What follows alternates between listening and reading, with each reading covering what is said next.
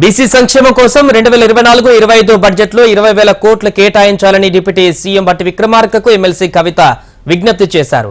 ఈ మేరకు మంత్రి బట్టికి ఎమ్మెల్సీ కవిత లేఖ రాశారు. Mahatma Jyotirao Phule BC sub plan కు చట్టబద్ధత కల్పిస్తామని ఎన్నికల మేనిఫెస్టోలో కాంగ్రెస్ పార్టీ చేర్చిందని గుర్తు చేశారు.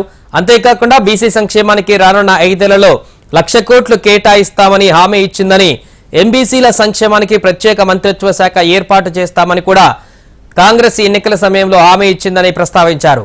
అలాగే ప్రతి జిల్లా కేంద్రంలో 50 కోట్ల వ్యయంతో ప్రొఫెసర్ జయశంకర్ బీసీ ఐక్యతా భవనాలను నిర్మిస్తామని కాంగ్రెస్ వాగ్దానం చేసిందని తెలిపారు. ఈ నేపథ్యంలో బీసీల సంక్షేమం కోసం ఈ ఆర్థిక సంవత్సరానికి గాను బడ్జెట్లో 20,000 కోట్లు కేటాయించాలని కోరారు. ఈ నిధుల కేటాయింపు ద్వారా కాంగ్రెస్ ఇచ్చిన హామీని నెరవేర్చినట్టు అవుతుందని, బీసీలు మరింత అభివృద్ధి చెందడానికి ఈ నిధులు దోహదపడతాయని అభిప్రాయపడ్డారు.